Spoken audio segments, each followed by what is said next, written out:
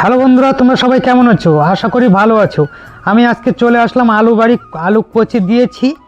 আজকে ইউরিয়া সার ছিটে দিয়ে এগুলা আলুগুলা বেঁধে দিতে হবে, তাহলে আলু বড় বড় হবে। তাই বেশি দেরি না করে বাড়ি থেকে ইউরিয়া নিয়ে এসেছিলাম। সেই ইউরিয়াটা গোটা জমি আমি ভালোভাবে ছিটে দিচ্ছি। এরপর আমার এক পাশের বাড়ি থেকে একটা চিকন কুদাল নিয়ে চলে আসলাম। সেই চিকন কুদাল দিয়ে আলুর ডাঁড়া বেঁধে দিচ্ছি।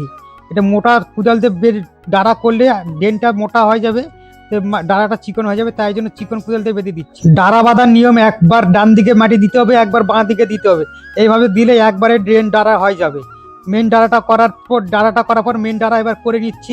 এরপর বাকি ডাঁড়াগুলো ধীরে ধীরে করে নিলাম। লেবার নেই নি, আমি নিজে নিজে করে নিচ্ছি যাতে পয়সাটা বেঁচে যায়। এই আলুর বীজগুলো খুব ভালো ছিল না, আমি ভেবেছিলাম সবগুলো গাছ গাছবে না, তো যাই হোক ভালো গাছ গেছে, খুব ভালো হয়েছে।